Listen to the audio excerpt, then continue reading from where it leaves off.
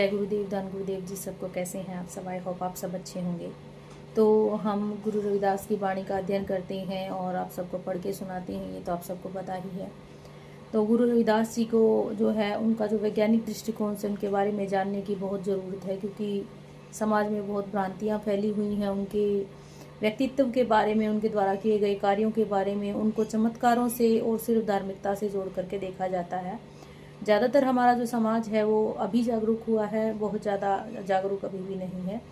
और ज़रूरत है हमें हमारे जो महापुरुष हैं, हमारे संत महापुरुष हैं, हमारे गुरु हैं, उनके बारे में हम सही में जानें कि असल में वो क्या थे। और उसके लिए हमें एक वैज्ञानिक दृष्टिकोण अपनाने की बहुत ज़्यादा ज़रूरत है। इसके लिए जो है मैंने एक सीरीज़ शुरू की है, जो पहले भी शुरू की थी, no more about Guru Ravidas ji. तो मैंने ये जो सीरीज़ शुरू की थी वो मुझे बीच में रोकनी पड़ी थी, क्योंकि मेरे पास बुक्स का अभाव था, किताबों का अभाव था, जानकारी का अभाव मेरे पास भी था।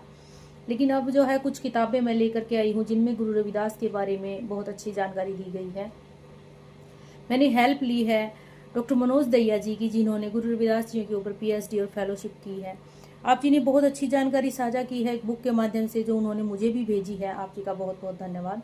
और मैं इस बुक में से आपको एक वैज्ञानिक दृष्टिकोण के साथ गुरु रविदास जियों के शुरुआती जीवन से लेकर के आगे उनके जीवन में क्या क्या घटित हुआ, कैसे क्या घटनाएं हुई, कैसे उन्होंने समाज में क्रांतिकारी बदलाव किए हैं, समाज में जो उस टाइम अंधविश्वास, पाखंडवाद और जो ऊंच नीच का भेदभाव था, उसको, जाति प्रथा को खत्म करने के लिए कैसे उन्होंने काम किया है।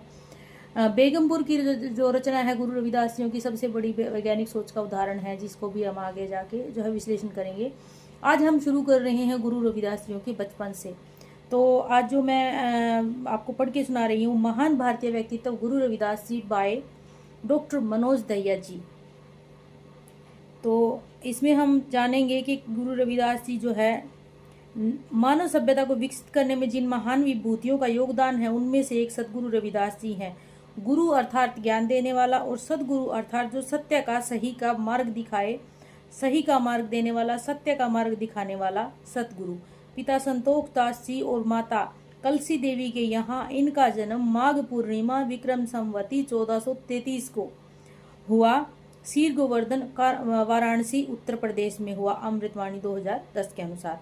America, England, France, Canada, Germany, Japan, Australia, New Zealand, Austria, Spain, Saudi Arab, Dubai, पुर्तगाल, ग्रीस, दक्षिण Africa, Brazil, Belgium, Scotland, Norway, Finland, Netherland, Switzerland, Italy, Bharat, Nepal, Bangladesh आदि देशों में इनके करोड़ों श्रद्धालु रहते हैं। देखा आपने, मैंने कितने देश गिनाए हैं। और ये सिर्फ हवाई बातें नहीं हैं, ये बिल्कुल एक वैज्ञानिक दृष्टिकोण से आपको बताया जा रहा है।